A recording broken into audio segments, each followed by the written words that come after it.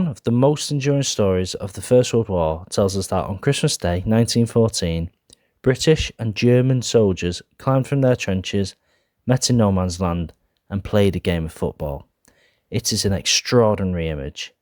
Men who had spent months trying to kill one another supposedly put down their rifles, exchanged gifts, and competed in a friendly match, before returning to their trenches and resuming the war. But how much of that story is actually true? The Christmas Truce itself certainly happened. By December 1914, the war on the Western Front had already become very different from the short conflict many people had expected. The German advance into France had been stopped. Both sides had dug trenches and the fighting had settled into a brutal stalemate stretching from the North Sea to the Swiss border. The men living in those trenches faced mud, cold, disease, artillery fire, and the constant presence of death. In some areas, however, the British and German positions were remarkably close together. Soldiers could sometimes hear their enemies talking, singing, or working on the opposite side of no man's land. On Christmas Eve, German troops began decorating parts of their trenches with small trees and candles. They sang Christmas carols, including Silent Night. British soldiers responded with songs of their own. In some sections of the front, men began calling across no man's land. Slowly and cautiously, soldiers emerged from their trenches. They met between the lines, shook hands, and exchanged cigarettes, food, buttons, and other small gifts. In certain areas, the truce also allowed both sides to recover and bury soldiers who had been lying dead in no man's land. None of this was officially authorised. Senior commanders had not arranged a ceasefire, and the truce did not take place across the entire Western Front. In some sectors, the fighting continued throughout Christmas. Elsewhere, soldiers who tried to leave their trenches risked being shot.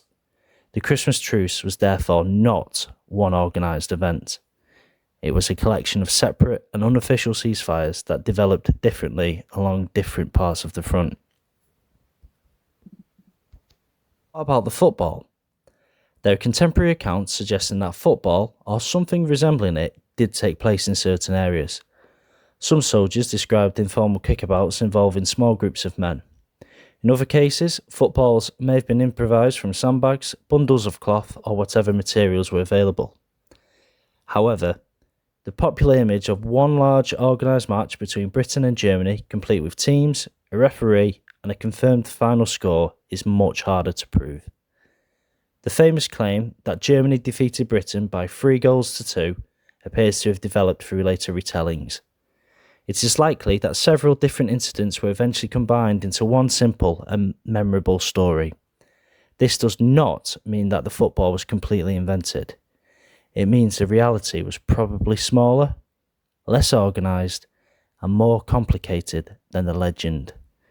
There may have been several brief kickabouts rather than one famous international match. The truce itself was also short-lived. In many areas, soldiers returned to their trenches after Christmas and the war gradually resumed. Some men reportedly fired deliberately above the heads of soldiers they had recently met. In other places, officers were transferred or replaced because commanders feared that familiarity with the enemy would damage military discipline. The following years of the war would become even more destructive. The Somme, Verdun, Passchendaele. These battles would produce suffering on a scale that the soldiers celebrating Christmas in 1914 could barely have imagined. That is partly why the Christmas Truce remains so powerful. Its importance does not depend upon whether one perfectly organised football match took place. The real story is extraordinary enough. For a few hours, ordinary soldiers recognised that the men facing them were not monsters, but frightened, exhausted human beings experiencing the same cold, grief, and uncertainty. The Christmas Truce was real. Football was probably played in some places, but the famous match remembered today is better understood as a symbol of the truce rather than a completely reliable account of one specific event. The truth is more complicated than the legend.